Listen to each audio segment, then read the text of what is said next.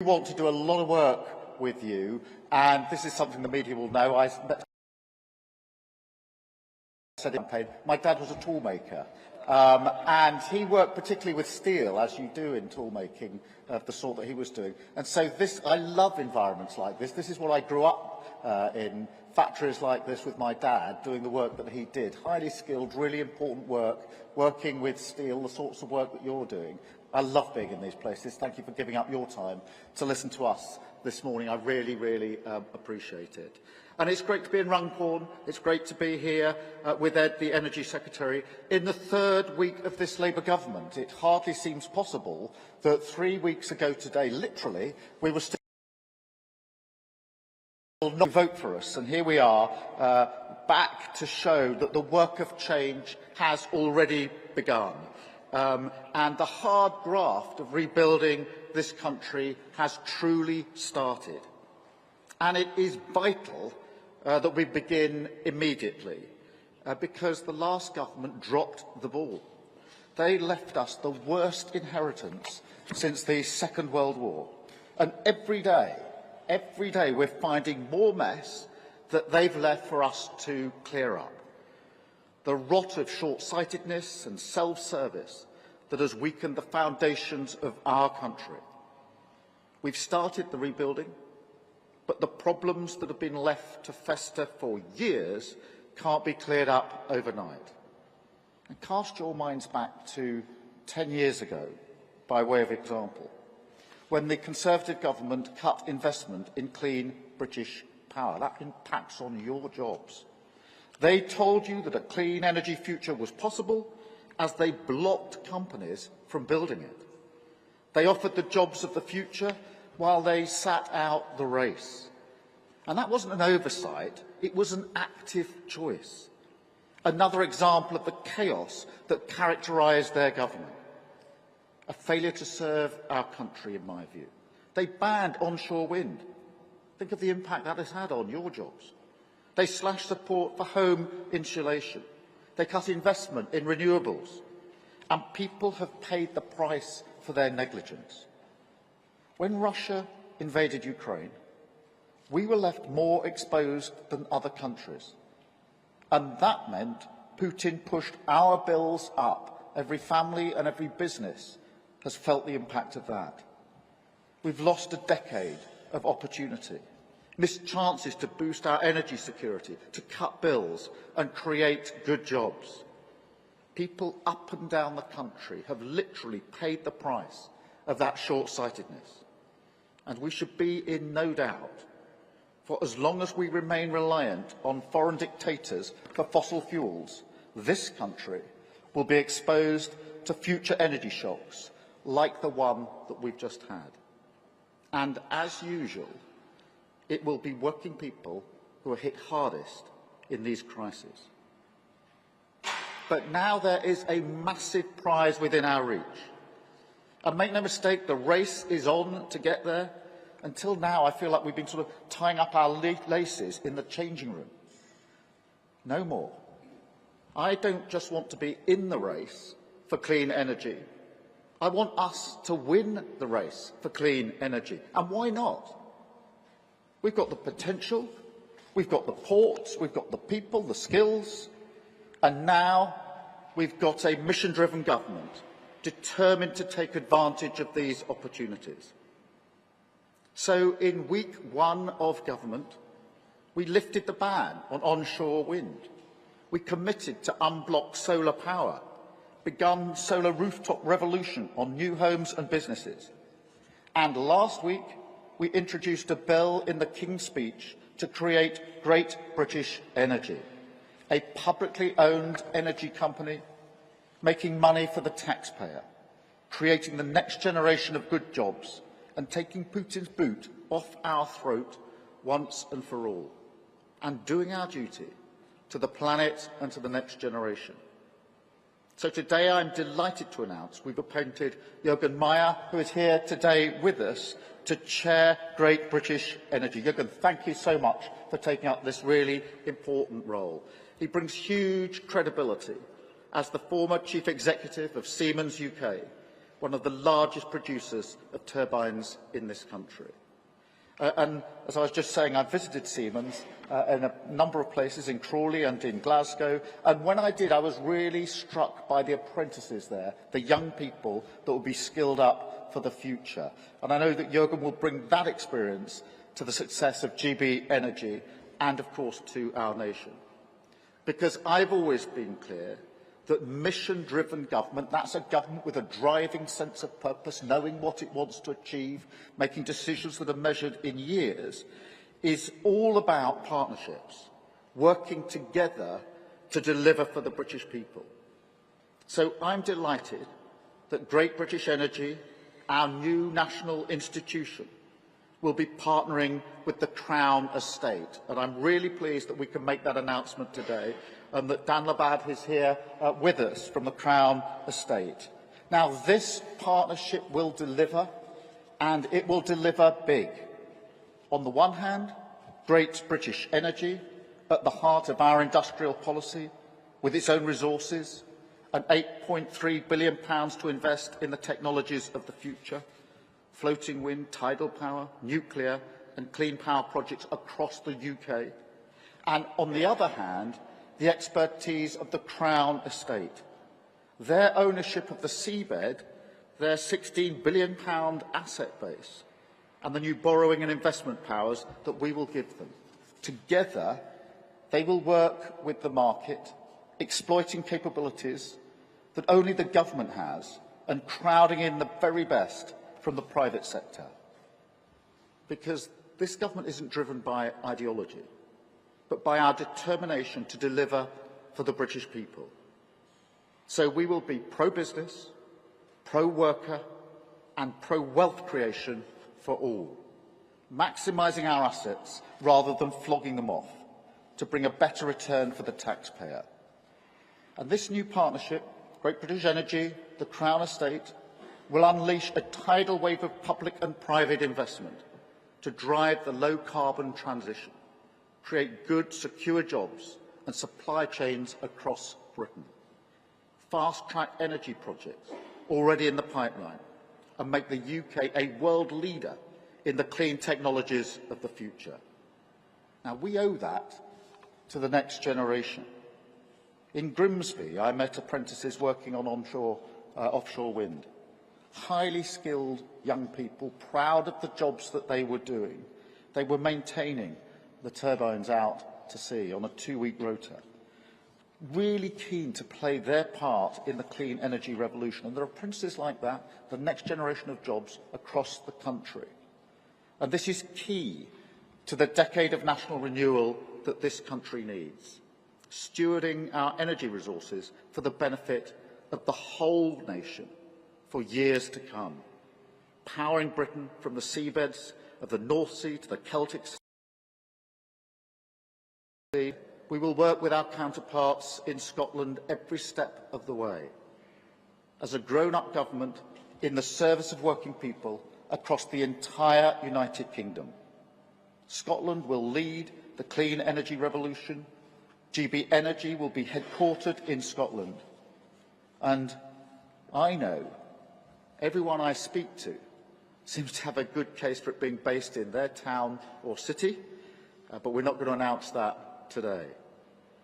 But I can confirm this. GB Energy will bring good jobs and long-term investment to our industrial hearts and coastal communities. You know how important that is to your jobs, the jobs of those that will come as apprentices and young people in the future in places like this. Those jobs, it will save families money and harness our national assets to deliver energy independence. Now, change on that scale will not happen overnight, but today we've taken that first step immediately, a down payment on our mission for clean power by 2030 and accelerating to net zero. We said we would set up Great British Energy, and we have. We said we would create good jobs and cut your bills, and we will. The race has started, the work has begun. The planet and the people of this country will reap the benefits for decades to come. Thank you very much for listening to me.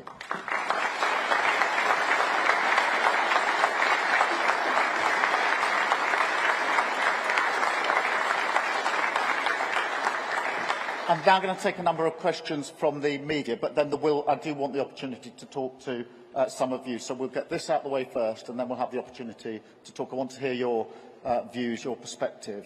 Anything you want to talk to me and Ed about, please take that opportunity in just a moment. Let's do media first. I've got Simon Jack from the BBC. Simon. Thank you, Prime Minister. Simon Jack, BBC News. What's your message to the 200,000 people who work in the oil and gas sector throughout the UK? The unions say they risk being the miners of their generation, and we've already seen investment walk away from domestic oil and gas resources here. And if I may ask a second one, what was your reaction to the pictures of the police officer clearly kicking and stamping on the head of a person in the prone position, and what is the right response to that? Well, for those working in oil and gas, can I start by saying on the energy that we've had in this country for many, many years. Second, that we will manage through this transition in a way that ensures we have the next generation of jobs and the generation after. Everybody knows that oil and gas will be part of the mix for many years to come. None of the licences that have been granted are going to be revoked or interfered with by us. But a transition is coming to renewables. Everybody knows that. Everybody in the sector knows that. And what you have with mission-driven government, purpose-driven government, is an absolute determination to see that as an opportunity and to manage that transition in a fair way, particularly for those that are working in oil and gas. The worst thing we could do, knowing that that transition is coming, because oil and gas is running out, the worst thing we could do is nothing, or to go slowly. Because we had a transition, you'll remember this, away from coal. And the government at the time did not do the forward planning for the next generation of jobs. And there are communities across the country still feeling the effects of that. I'm never going to let that happen under a Labour government. So we will work with all of those in the sector now, all of those who will continue to have the skilled jobs that we need in the places we need them. But the best thing we can do for jobs in this country, in the energy sector, is to seize this opportunity and work through it in a fair way. In relation to the footage emerging from Manchester that you mentioned in the second part of your question, look, I understand the public's concern. I've seen it myself and understand that concern. There have now been, I think, the suspension of one police officer this morning, and the Home Secretary is meeting the Mayor of Manchester to discuss this as we speak now. Thank you. I'll go to Shihab Khan from ITV News. Prime Minister, can you guarantee that GB Energy will result in people's energy bills going down? And if so, when are you expecting that to happen? And a second question, if I may. There's an ITV documentary that airs tonight about unlawful press intrusion, which has renewed calls for a public inquiry. The father of Madeleine McCann has spoken to ITV News, in which he says it is critical that the government has the courage and integrity to keep its promises and proceed with the second half of the Leveson inquiry. Prime Minister, will you keep that promise? And what do you say to Jerry McCann and other victims? Well, let me deal with the second part first. We programme for action for this government. We've laid that out in the King's speech. That clearly sets out our priorities. And the second half of Leveson is not among them. I've been clear that one of the purposes of mission-driven government is to be clear about what we can achieve, the time frame, the purpose we need to put to it, but also that it dictates our priorities in government. Given the mess that we've inherited, and we're finding more of it every day, it's really important that we keep to those priorities. In relation to bills, yes, this will drive down bills. This move to renewable energy has a number of material advantages, because every family and every business has paid higher bills in energy in recent years because of the inaction of the last 10 years. So this will drive down bills. It gives us energy independence, because at the moment we're reliant on the international market. That means when you get issues like the invasion of Ukraine, that has an effect. That's why bills have gone up, and it's been worse in this country than in other countries. So it gives us that security. and it also gives us the next generation of jobs, but it will push bills down, and that's the sort of number one issue behind renewables. Bills will go down, and not for a short time, but actually permanently. That is hugely important. Thank you. I'll go to Tom at Sky. Thank you, Prime Minister. Tom Clark, Sky News. On that point, even with the measures you brought in today, big offshore wind farms are still going to take years to develop. There's hundreds of billions of pound investment needed to get to your 2030 low-carbon energy targets, but just £8.3 billion in GB Energy. Can you be at all confident in your pledge to voters that you will lower their bills in the short term? Yes, and I'll tell you for why. The money that's going into GB Energy for private investment, and the partnership that we've announced today with the Crown Estate, I think will give great confidence to investors about the determination that we have, the speed at which we're willing to take decisions. And this is a historic partnership. This has never been done before. It's a real game changer, and here we are 3 weeks into a Labour government making that announcement today. Look, it will take time for this to develop. It will take time before we're able to get the benefits from clean power, but that's why we're moving at pace, because the inaction of the last 10 years has cost every family and every business. So we need to move at pace to get those bills down. But I think today this announcement is a historic announcement. I think it will give great confidence to the private sector to come up alongside a mission-driven government, a purpose-driven government, a government, if I may say so, with a mandate strong enough to take decisions that are measured in years, not months. That's been a huge problem of the last 14 years, but the last 8 years in particular, with a strong sense of industrial strategy and a fundamental belief that we should own and make things in Britain. I think everybody here would agree with that sentiment, that we have the capability, we've got the skills, we've got the workforce, we've got the talent.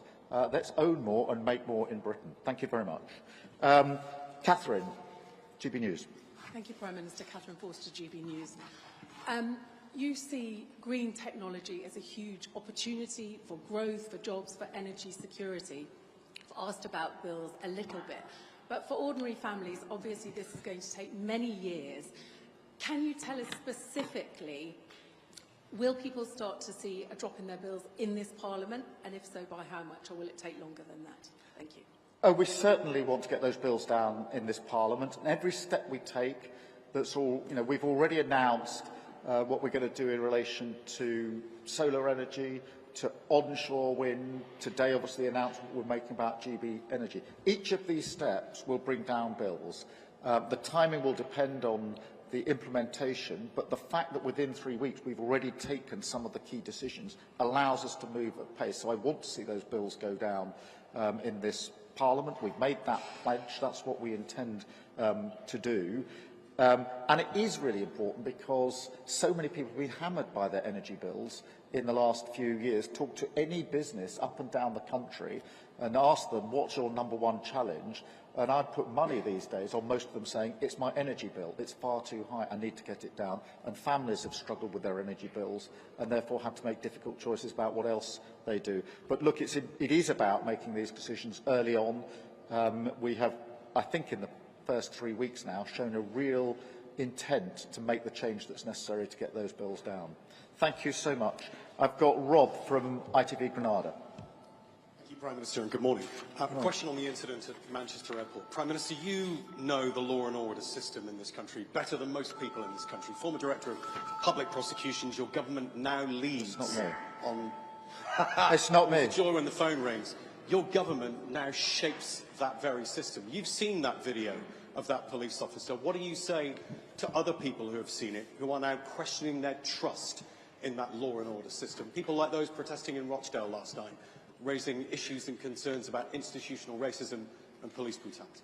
Well, I have seen the footage, and for that reason, I do understand the public concern.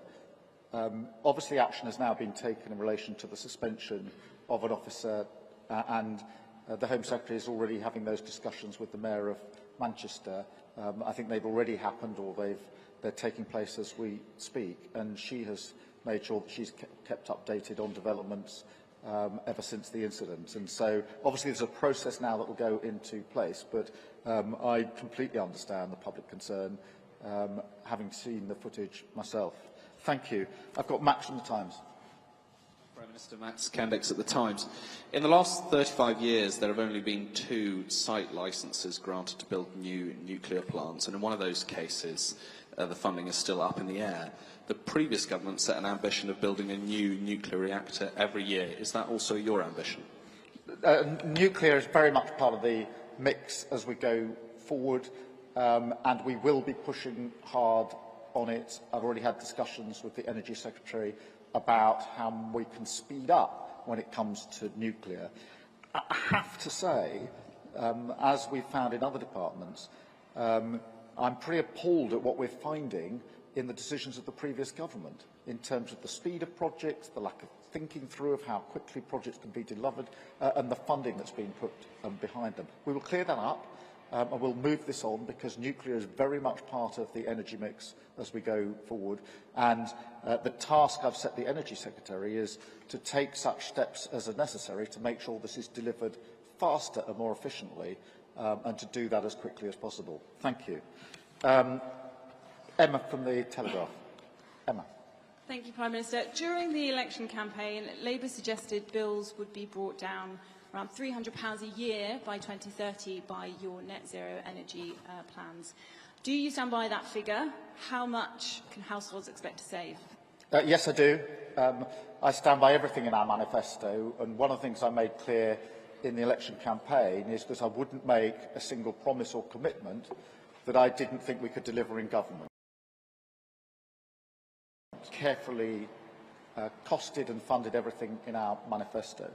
That does depend on early, firm decisions being made, which is why we've set up GB Energy, why we've announced the partnership today with the Crown Estate, and why the Energy Secretary has already taken action in week 1 in relation to onshore wind, in relation to solar energy, and also pushing on with nuclear.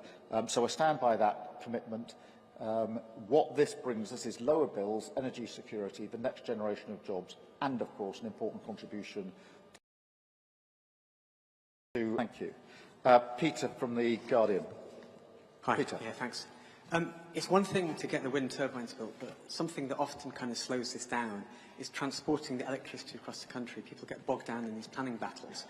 At Prime Minister's questions yesterday, you were quite scathing towards Adrian Ramsey, the Greens co-leader, for the fact that he's opposed overhead lines in the area that he represents. Can you guarantee you'll be that tough on Labour councillors or Labour MPs who take a similar NIMBY-ish attitude? And will you guarantee that if it has to be done, then all this electricity from these new plants will be brought overground rather than much more expensive and slower undersea or underground? We will take the tough decisions to make this work, because it's the failure to take the tough decisions and the running away from tough decisions that has caused over a decade of lost opportunity. So we'll take those tough decisions. That will include decisions on planning, where we intend to make the necessary changes, and that will apply everywhere, whatever the rosette on the constituency, because we have to move this forward.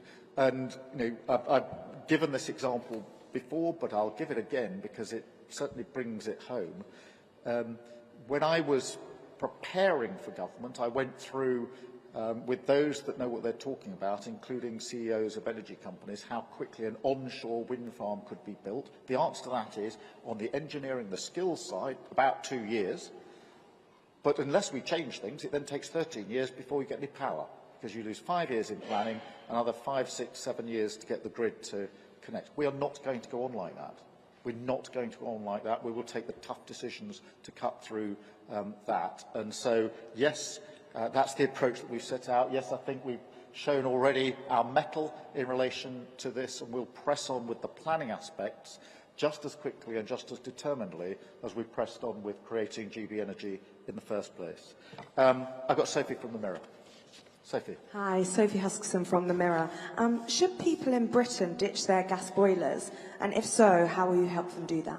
Well, I'm not going to tell people what to do with their boilers. This is not about bearing down on individuals and imposing a disproportionate burden on them. I don't think that's the way that we take anybody through a transition. So this is not about a government that's going to go around the country saying you can do this, you can't do that. That isn't the way to bring about the transition.